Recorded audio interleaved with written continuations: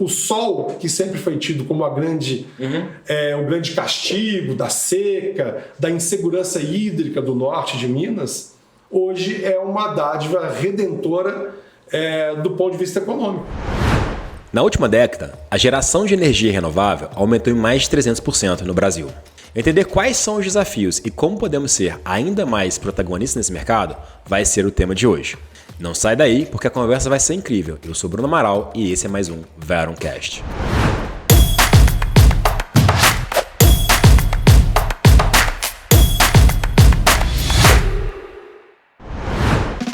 Seja muito bem-vindo ao Veroncast, o podcast da Vero, que vem falar sobre inovação, melhores práticas em projetos e, sobretudo, como alavancar bons resultados.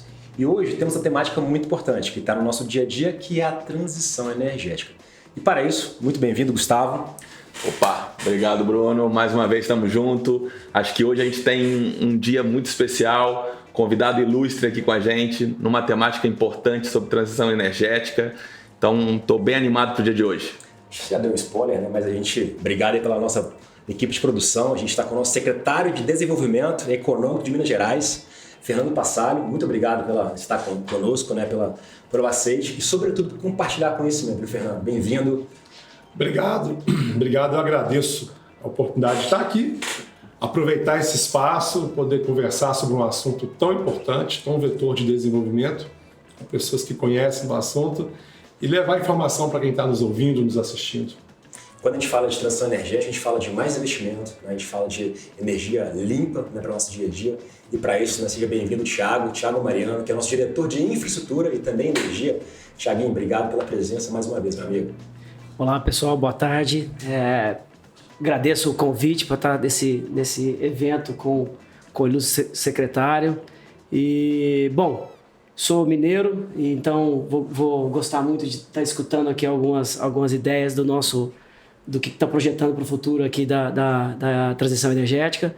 Mas falar um pouquinho mais sobre mim. Eu sou engenheiro mecânico de formação, tenho especialização em negócios na FGV, algumas outras especializações em finanças e negociação também. E é um prazer estar aqui para esse bate-papo nosso. Legal, Thiaguinho. Obrigado aí pela presença. Acho que é legal a nossa audiência, né, que não te conhece, né, você fala um pouquinho para a gente, sua trajetória, né, hoje vocês, enquanto secretário, fala um pouquinho como que você chegou, né, secretário e um pouco das suas principais, né, marcos na sua vida. Bacana. Bom, eu sou também de Minas Gerais, Belo Horizonte, pai do Rafael, atleticano, conselheiro do Galo, com muito orgulho, e é uma paixão que eu tenho na vida também. Iniciei minha trajetória no sistema financeiro, trabalhei na parte de controles internos durante 15, 16 anos, isso na década de 90. Em 2000, eu já era compliance officer de instituição financeira, e em 2000 ninguém sabia o que era ainda compliance. Pouca gente hoje sabe o que é compliance, né? O afegão médio sabe. Sim. Né? Só quem está ligado realmente com o mundo corporativo é que vai saber. Mas naquela época eu já trabalhava nessa área, né, no sistema financeiro. Depois empreendi, né, tive empresa na área automobilística, indústria, na parte de confecções também. E por um acidente de percurso, eu fiz um concurso público e passei. Foi um desafio pessoal que eu queria fazer, tanto que quando a convocação para entrar para o Estado chegou, eu não abri a carta. Eu falei, não quero ir para o Estado, vou continuar no setor privado. E aí meia dúzia de doidos falaram, não, você tem que ir para o Estado precisa de gente com esse perfil empreendedor e tal. E aí eu abri o envelope, fui lá e prorroguei a posse, prorroguei a entrada em exercício, fiquei 4 meses para poder ocupar o lugar lá, Secretaria de Fazenda, Receita Estadual. E quando eu entrei, eu achei que tinha muita coisa para poder mudar, né? E no primeiro dia eu pedi para sair. Eu falei, não é para mim, serviço público não é para mim. E aí eu desafiei o meu chefe e falei, olha, se eu fizer um sistema para controlar o melhor atendimento ao contribuinte, porque era tudo no Excel, gente. Era um absurdo. Era uma defasagem. Legal. Em terra de cego, quem tem o olho é rei. Aí eu cheguei com Access. Eu fiz uma solução em Access com relatórios, com design assim, altamente avançado. O desafio, deve dar 3 meses para fazer o sistema. Eu fiz um Axis avançado, isso em 2008 para 2009. Eu fiz um Axis avançado que começou a gerar relatório de tempo, de demora, áreas que tinham mais processos e menos gente, e o contrário. O contribuinte, quando chegava, ele só falava o CPF, CNPJ, já carregava os dados dele. Eu achava um absurdo o Estado pedir todos os dados, sendo que nós tínhamos todos os dados. As bases nunca se conversavam, né? E o Estado é muito bom para passar a incompetência das suas bases conversarem e jogar isso para o pagador de impostos, né? Esse ônus para o cidadão. E foi um sucesso o sistema, fiquei conhecido e acabei indo para a Secretaria de Desenvolvimento Econômico para ajudar a resolver as coisas lá. E já tenho 16 anos e fiz carreira no desenvolvimento econômico, fui superintendente de várias áreas, micro, pequena empresa, empreendedorismo, competitividade industrial, cooperativismo.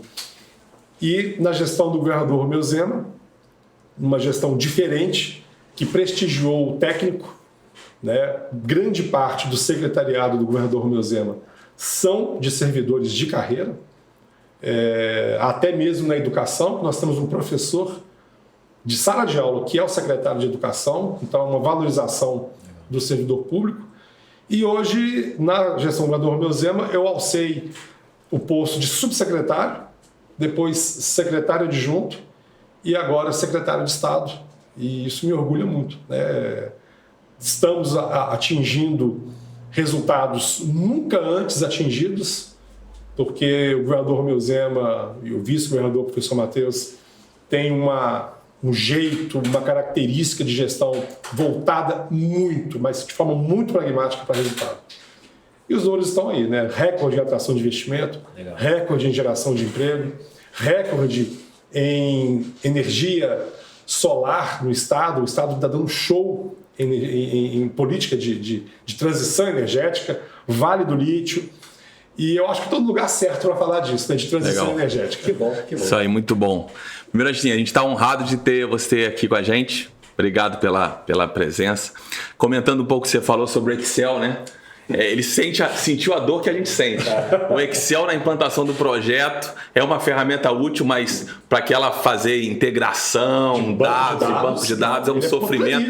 Então a gente sofre muito isso também.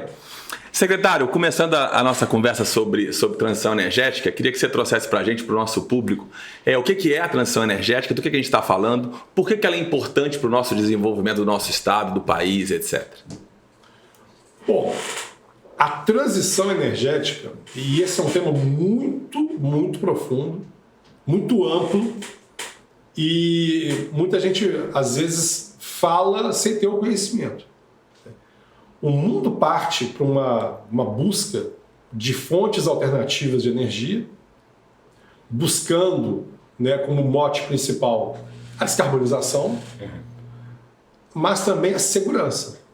A gente precisa ter uma segurança de que o país vai ter uma perenidade, vai continuar dando vazão ao crescimento. Um país, para crescer, precisa de energia. Se essa energia, quanto mais limpa, melhor. O Brasil e Minas Gerais possuem uma grande vantagem, que são as nossas matrizes energéticas serem majoritariamente limpas, né?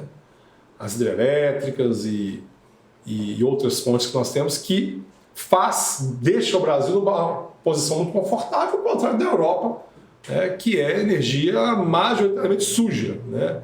Então, isso é um mercado muito grande, né? Acho que a conscientização ambiental tem buscado e proporcionado uma abertura de mercado para conceitos. Hoje as pessoas buscam conceito, né?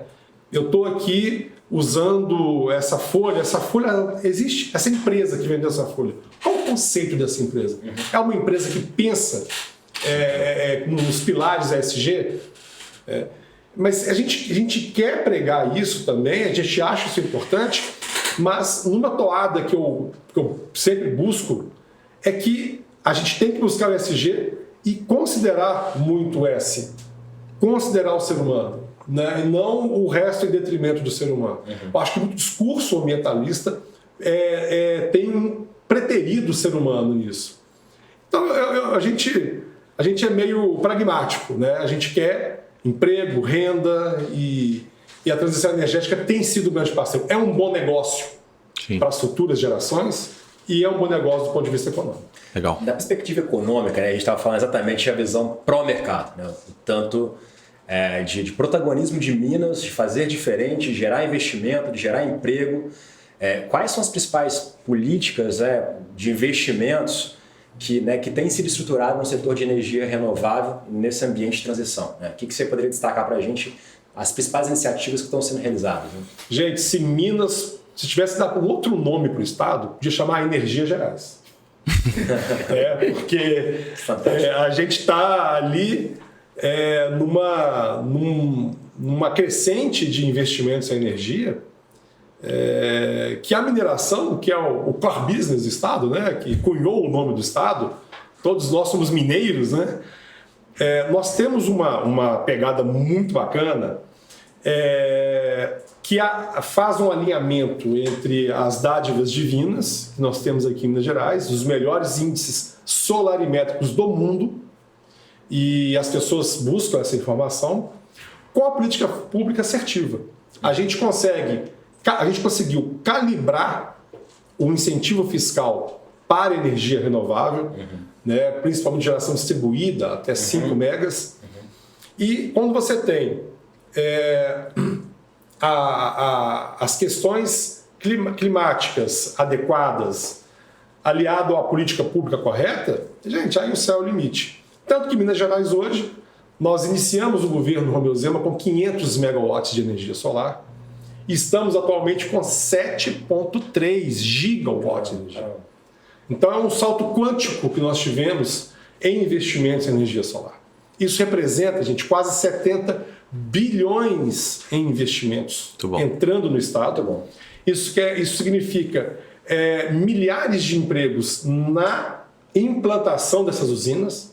A gente sabe que o emprego perene na usina é baixo, mas a implantação está dando e dará ainda muitos anos de empregos na implantação dessas usinas. E o mais legal é que os melhores lugares para se implantar uma usina são as áreas que historicamente eram as áreas mais pobres do estado. O sol, que sempre foi tido como o grande castigo da seca, da insegurança hídrica do norte de Minas, hoje é uma dádiva redentora do ponto de vista econômico. Sim. Então, regiões e terras que seriam pouco produtivas numa cultura agropecuária, hoje estão ali gerando uma renda para o dono da terra de longo termo, né? A usina vai ficar ali 30 anos. Esse dinheiro está ali na região, né? O dono da terra paga um aluguel, compra bens e serviços, faz o dinheiro circular. Então, é uma grande dádiva. E ainda assim, não podia deixar de citar um grande ponto importante da transição energética, que é o Vale do Lítio. E onde que fica o Vale do Lítio? No Vale do Jequitinhonha. Uma das regiões menos desenvolvidas e hoje tendo o lítio como um grande vetor de desenvolvimento. Acho que a gente pode avançar nessa do lítio, que eu tenho muita coisa para falar de lítio para vocês aqui hoje. Não, ótimo, vamos avançar. Você falou em implantação de projetos, eu vou colocar o meu colega Tiago na conversa. Tiago, falando sobre implantação de projetos e trazendo a temática de transição energética nesse contexto, como que você vê que o setor está respondendo a isso e quais são os principais desafios nessa temática? Olha, o desafio hoje que eu consigo enxergar principalmente a energia renovável. Ela precisa armazenar hoje energia devido à intermitência da fonte de geração. E isso provoca, né, uma necessidade de investimento em equipamentos de alta tecnologia e que a gente não tem hoje disponível no mercado nacional. E isso hoje é uma corrida, né? Por exemplo, em novembro agora a gente teve um pico de consumo de energia de termoelétrica, que isso mostra que a gente ainda é dependente de energia não renovável. E isso é uma competição boa que a gente tem que investir agora em equipamentos. E também, eu gostaria de escutar depois aqui a gente no bate-papo, você falar para a gente o que você está vendo de investimentos aí do próprio governo em relação a essa corrida, porque hoje o equilíbrio entre esse investimento, né, nesses equipamentos e também nos benefícios que a gente tem em relação a impostos e próprias tarifas e o próprio mercado, a gente tem visto isso como um grande desafio. Também, né, complementando, hoje os projetos estão indo numa outra linha, que é uma linha boa, porque esse tipo de projeto ele traz uma simplicidade em relação a demais projetos de grande infraestrutura, tá? E isso permite que a gente tenha uma gestão mais enxuta. A gente consegue também levar a tecnologia, abordar a tecnologia de digitalização de projetos, que isso permite que a gente avance no planejamento e também na estruturação de uma forma mais econômica, garantindo prazo e custo. Tá? Então, acho que é isso, Gustavo. Bom, eu tenho bastante coisa para falar sobre isso, né? Nós temos hoje um crescimento de geração de energia em regiões historicamente menos desenvolvidas, que demandam pouca energia. Então eu tenho muita energia sendo gerada, por exemplo, no norte de Minas, e essa energia ela não é consumida no norte de Minas. Ela precisa entrar na rede e atender outras regiões. Para isso eu preciso de infraestrutura, né, como você disse, de transmissão. Um dos grandes gargalos que estão sendo superados é estrutura de transmissão. Você precisa injetar essa energia na rede. Para chegar nesses locais. Porque hoje falar de armazenamento ainda é uma utopia, né? É uma tecnologia extremamente cara e é cara no mundo inteiro. Né?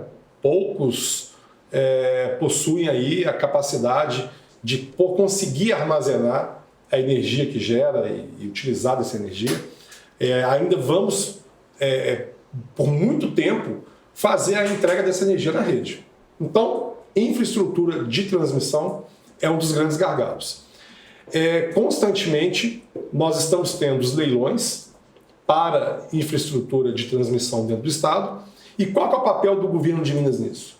Dar celeridade para que essas empresas de infraestrutura de transmissão possam fazer seus projetos no menor prazo possível.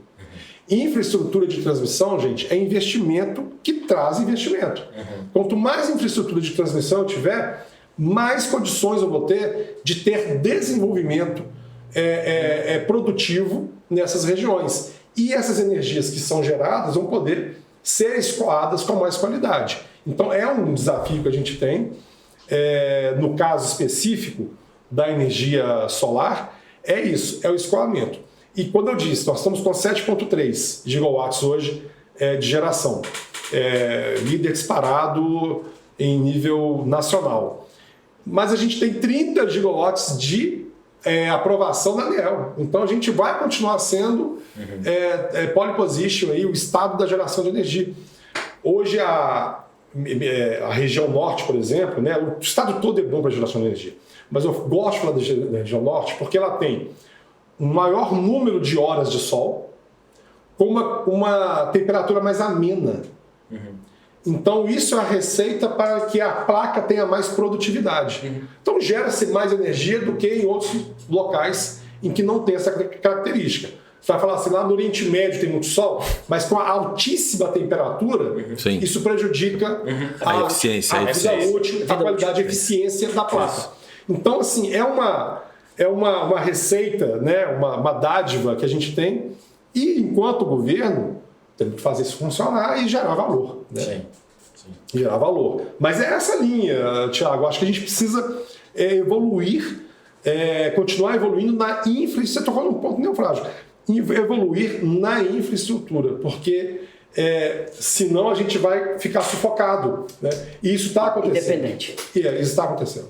Secretário, eu fiquei curioso com o projeto de lítio que você comentou. Você podia trazer para a gente um pouco de informação? Sim, e é empolgante mesmo, tá? Porque o Brasil tinha uma visão muito equivocada do lítio.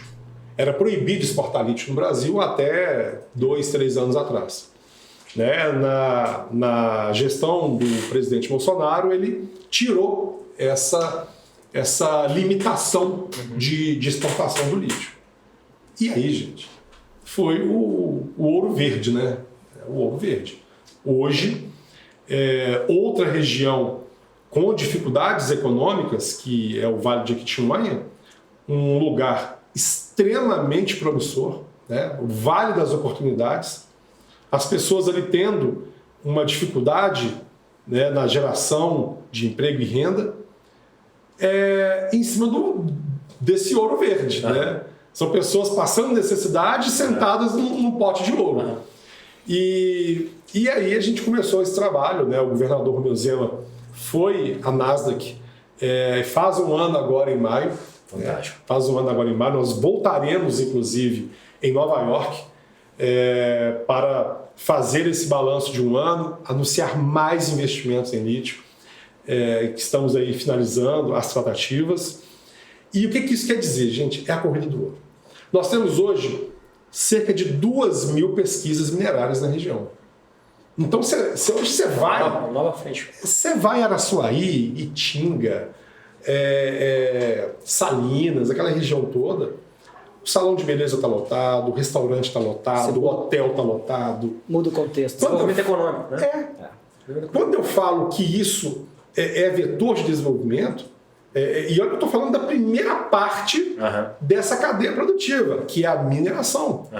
Se a gente conseguir avançar para outras etapas da cadeia produtiva, quem sabe, né, no futuro, uma fábrica de bateria, de baterias de grande processo, ou de bateria de celular. A orientação que nós temos do governador Romeu Zema e do vice-governador professor Matheus é de buscar sempre valorizar a etapa que a gente está e avançar para outras etapas. Avançar para uma economia de baixo carbono que gere também no presente esse ganho econômico e social. Você trouxe um ponto legal, conectando a conexão do ISD, né? E a conexão do ISD foi a conexão do S, né? De levar ali a parte de desenvolvimento, né? De olhar ali a parte social. E aí eu queria... E isso conectado com o investimento, né? Você até trouxe um trocadilho que a gente tem engenharia, né? Energias gerais. Eu vou até brincar aqui que talvez a gente está falando de progressos gerais, né? Talvez para o nosso estado. Boa. E aí eu queria trazer essa visão de progresso, né? Quais são as demais iniciativas que estão sendo realizadas hoje dentro da Secretaria de Desenvolvimento Econômico que tem buscado, dentro desse contexto do ESG, né, a conexão do S com o investimento? Ou seja, a gente tem o lítio, a gente tem programas de transição energética, a gente estava falando até agora, off the records, né, sobre outras iniciativas que o governo de Minas tem ali potencial enorme de explorar. Então, você pode trazer para a gente um pouquinho mais de oportunidades, né, no nosso empresário, né, quem está escutando a gente, que poderia olhar de forma diferente para o progresso gerais. Eu queria, primeiramente, né, para os empreendedores, investidores, empresários que estão nos acompanhando, nos ouvindo agora, nós valorizamos aqueles que empreendem. E a gente está falando aqui de artesão, de microempreendedor individual, microempresa, até as gigantes, que numa iniciativa do governo de Minas, a gente está fazendo com que as grandes possam comprar dos pequenos na região que ela está. O encadeamento produtivo, parceria com a Sebrae, com a FIENG, FEComércio, todo mundo junto, a SENG, todo mundo junto aí contribuindo. Que iniciativas nós temos? Nós temos muitas oportunidades em Minas Gerais. Há 303 anos que Minas Gerais está exatamente no mesmo lugar. E acho que ela não vai arredar, aqui em Minas a gente arreda. E nós éramos pífios em relação ao e-commerce. Numa calibragem feita da calibragem tributária, nós conseguimos hoje significar 35% do e-commerce. Com os armazéns. Com os Exatamente. Hoje, de gigantes só em Extrema, no sul de Minas, 25% do e-commerce nacional passa ali, em Extrema. E um estado central igual o nosso? Estado Central como o nosso, a gente nunca aproveitou dessa competitividade logística que nós sempre tivemos. Por isso que gestão de governo, gente, faz diferença. E é importante. Eu vou contar um caso aqui de uma grande empresa de logística, de e-commerce, uma global. Ela soltou um documento em que 4 estados tinham que disputar o seu novo centro de distribuição, gigante. E ela deu um prazo de 2 meses para o governador do estado assinar um NDA. E ela soltou isso 9 horas da manhã, meu time da Invest Minas trouxe o documento, olha, a empresa tal está soltando aqui uma competição de 4 estados para ganhar o novo centro de distribuição. O que nós temos que colocar agora é a assinatura do governador, eles vão esperar só 60 dias para pegar essa assinatura. Eu falei, 60 dias para assinar o NDA? Liguei para o governador, o senhor está onde? Eu estou no aeroporto aqui, passar. Não posso imitar não, peraí. Estou no aeroporto aqui, passar. Falei, então tá, eu estou com um documento aqui para o senhor assinar, é um NDA. O senhor está perguntando se o senhor guarda segredo ou não guarda. Eu sei que o senhor é um cara discreto, posso ir para o senhor assinar? Ele pode vir aqui. Corri no aeroporto, ele assinou o documento, eu voltei, antes da hora do almoço, gente, um documento que a empresa esperava 2 meses, foi assinado em 4 horas. E nós ganhamos a empresa. O estado que ela veio foi para Minas Gerais. Legal. O ativo mais caro do mundo hoje, gente, não é o dinheiro, é o tempo. E essa é o nosso mantra, respeitar o tempo do cidadão, das empresas. Quanto mais celeridade você tiver, mais competitivo você é. Então, como é que você é célere? Desburocratizando, tendo processos mais ágeis. E nessa linha, nós temos muitas oportunidades. Em Minas Gerais, se você dirigir 6 horas de carro, você vai de Suíça a Serra Leoa, em termos de realidade econômica. Então, nós somos um retrato do Brasil em diversidade e em adversidade também. Então, nós temos oportunidades em infraestrutura, em saneamento básico, em regularização fundiária urbana, várias oportunidades em energia, transição energética. Temos as melhores e maiores concentrações de lítio do Brasil, uma das maiores do mundo, agora sendo descoberta pelo mundo. Um dos melhores raios solares do mundo. Então aqui, Minas Gerais, é um celeiro de oportunidade.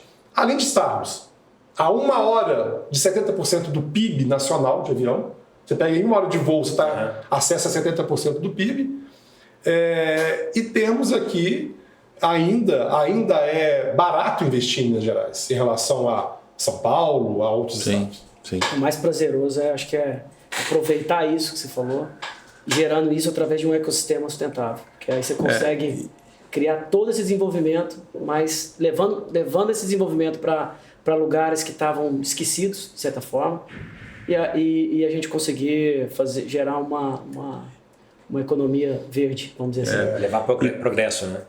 E como é que, aí pegando basicamente dois representantes aqui, né, um do setor público e o Thiago mais envolvido do setor privado, como é que vocês veem a colaboração dessas esferas na busca, seja da transição energética, seja de projetos como saneamento e etc.? Eu estava agora numa reunião discutindo exatamente esse assunto de ciência, tecnologia e inovação. Aí muito se fala de tríplice hélice, né? Da gente ter governo, academia e iniciativa privada juntos em busca de resultados. Eu acho isso uma teoria muito bonita, mas na prática, gente, uma tríplice hélice dificilmente gira. Cada pata num eixo e muitas vezes elas se encontram e quebram uma a outra.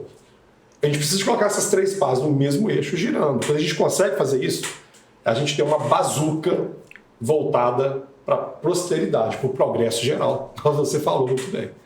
Então, eu acho que a nossa linha é buscar mais ponto comum, mais consenso. Acho que o Brasil carece de consenso. Se a gente tivesse meia dúzia de consenso em Brasília, a gente voava. Né? O problema é que tudo se polariza e tudo se politiza. Então, isso é sentido, né, Thiago, pelo mercado, né? Sim, o secretário foi no ponto aqui em relação à necessidade, onde está a raiz para ter essa parceria. né? E aí hoje a corrida das indústrias que a gente acompanha nos nossos clientes principalmente é a corrida da matriz energética. O pessoal tem hoje evoluído muito, as mineradoras, as siderúrgicas, elas têm buscado a descarbonização de uma forma quase que, posso falar, frenética. E o investimento é alto. E aí eu vejo o setor público justamente ser ágil, tem que caminhar junto para facilitar, abrindo essa avenida que tá se criando e eles estarem mais juntos para poder facilitar e a gente ver essas grandes indústrias que vão surgir para descarbonizar aí as atividades. Então, eu acho que o recado que a gente tinha que dar aqui, nós dois, né, vamos de certa forma, andem juntos. Andem muito juntos para que esse mercado esteja aberto e a gente consiga ver a sustentabilidade nítida para todos nós. Exatamente. O desenvolvimento econômico não tem bala de prata. É uma frase que o governador sempre fala com a gente. Não tem bala de prata em desenvolvimento econômico. Então, quando a gente precisa encontrar uma solução para a prosperidade, o governo age em bloco. O governador Romeu Zema orquestra um time de secretários, junto com o vice-governador Matheus Simões, orquestra um time, porque tudo tem que estar alinhado. São políticas que sozinhas elas não fazem efeito. A gente precisa de uma Secretaria de Fazenda comprometida com o desenvolvimento, sem, obviamente, nenhum prejuízo às suas atribuições, uma Secretaria de Meio Ambiente também com a celeridade possível, sem prejuízo à qualidade, né, das suas análises, e também políticas de infraestrutura, chamar a iniciativa privada, né? Vamos deixar o Estado mais focado naquilo que faz o cidadão, o bem-estar social de primeiro nível, saúde, educação, segurança. Então, isso algumas linhas e diretrizes do governo Romeu Zema que, gente, tem dado resultado. Legal. Tiaguinho, pegando a visão de mercado, né, acho que é legal explorar, né?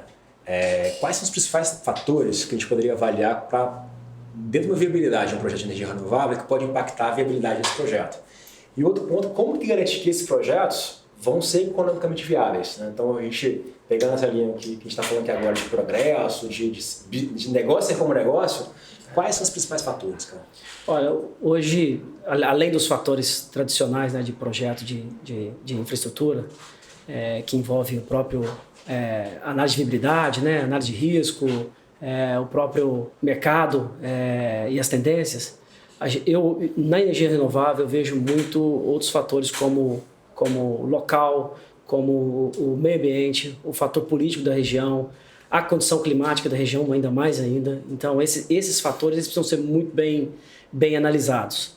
Além disso, a questão dos ativos, aí você tem que fazer uma análise de vida útil desses ativos naquele local, a questão da logística, a questão da infraestrutura de energia para chegar no local, dependendo do local, porque tem locais hoje muito propícios, né, a ter algumas novas usinas e parques, porém não tem infraestrutura que chegue no local. Então esse é um desafio tremendo que alguns investimentos sofreram nesses últimos anos, tá?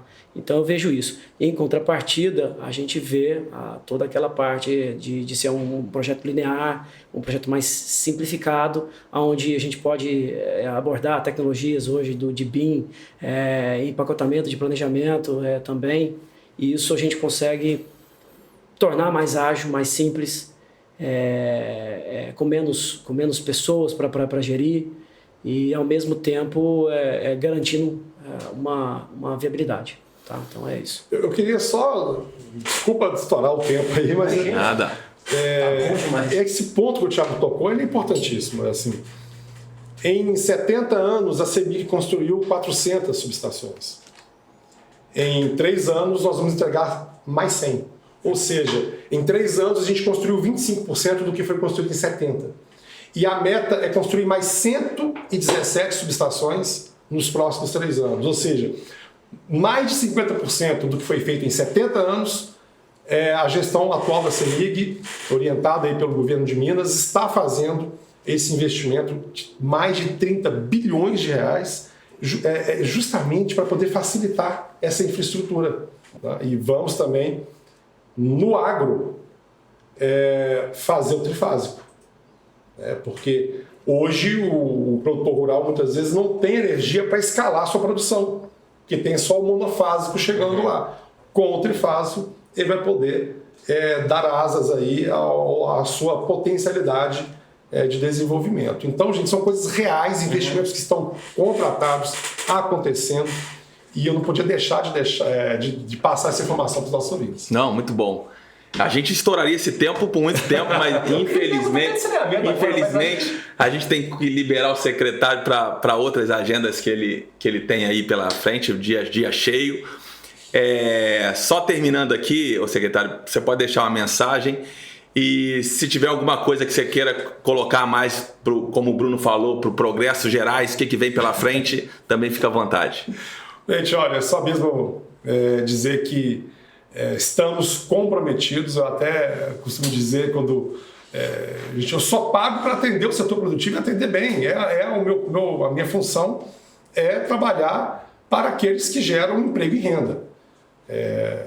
A ideia é, nos próximos meses, romper a barreira dos 800 mil empregos e chegar a 1 milhão de empregos.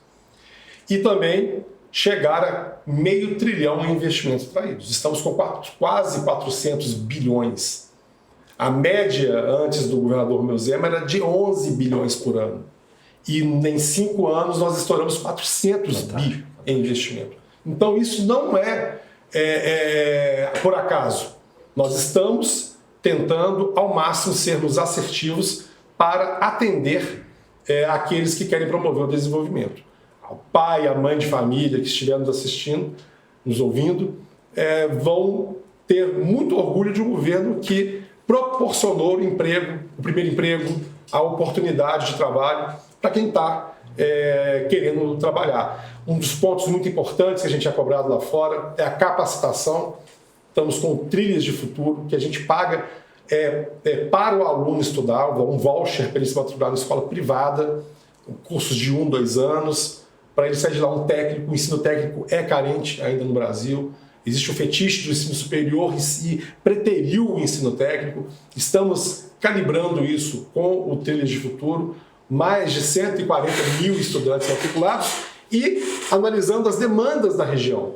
Na Vale do Lítio, técnico em mineração. Lá no norte de Minas, tem muito fármaco indo para lá. Vamos trabalhar nessa linha.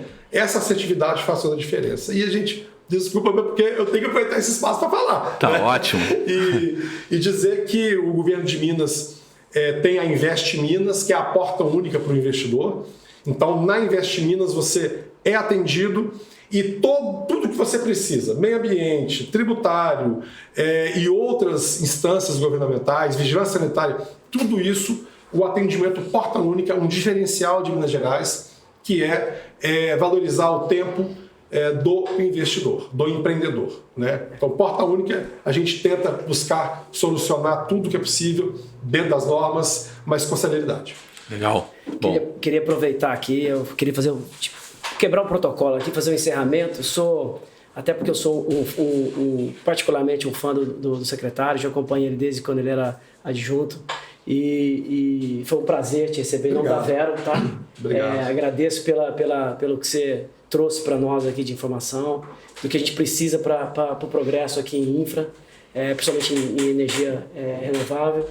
E realmente foi um prazer receber você aqui, né? Então, bom. Acho que...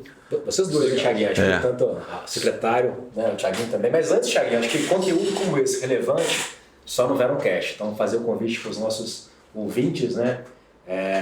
Gostou do conteúdo? Compartilhem. Hoje a gente falou bastante sobre progressos gerais. Você que é de Minas, por favor, compartilhe. Você que não é de Minas também, porque afinal o seu estado também pode ser igual ao Progressos Gerais.